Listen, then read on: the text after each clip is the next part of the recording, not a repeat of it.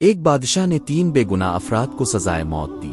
بادشاہ کے حکم کی تعمیل میں ان تینوں کو پھانسی گھاٹ پر لے جایا گیا، جہاں ایک بہت بڑا لکڑی کا تختہ تھا جس کے ساتھ پتھروں سے بنا ایک مینار، اور مینار پر ایک بہت بڑا بھاری پتھر مضبوط رسے سے بندھا ہوا ایک چرخے پر جھول رہا تھا۔ رسے کو ایک طرف سے کھینچ کر جب چھوڑا جاتا تھا تو دوسری طرف بندھا ہوا پتھرا زور سے نیچے گرتا اور نیچے آنے والی کسی بھی چیز کو کچل کر رکھ دیتا تھا۔ چنانچہ ان تینوں کو اس موت کے تختے کے ساتھ کھڑا کیا گیا، ایک عالم، ایک وکیل اور ایک فلسفی تھا۔ سب سے پہلے عالم کو اس تختہ پر این پتھر گرنے کے مقام پر لٹایا گیا اور اس کی آخری خواہش پوچھی گئی تو عالم کہنے لگا، میرا خدا پر پختہ یقین ہے، وہی موت دے گا اور زندگی بخشے گا، بس اس کے سوا کچھ نہیں کہنا۔ اس کے بعد رسے کو جیسے ہی کھولا تو پتھر پوری قوت سے نیچے آیا اور عالم کے سر کے اوپر آ کر رک گیا۔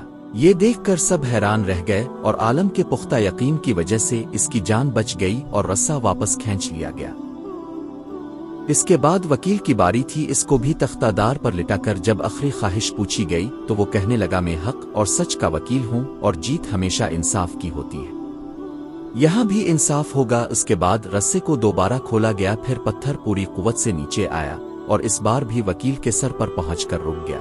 پھانسی دینے والے اس انصاف سے حیران رہ گئے اور وکیل کی جان بھی بچ گئی۔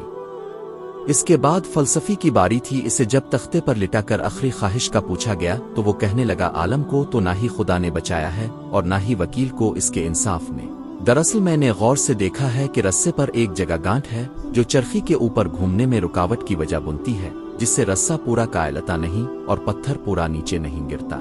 فلسفی کی بات سوان کر سب نے رسے کو بغور دیکھا تو وہاں واقعی گانٹھ تھی۔ انہوں نے جب وہ گانٹھ کھول کر رسہ آزاد کیا تو پتھر پوری قوت سے نیچے گرا اور فلسفی کا ذہین سر کچل کر رکھ دیا۔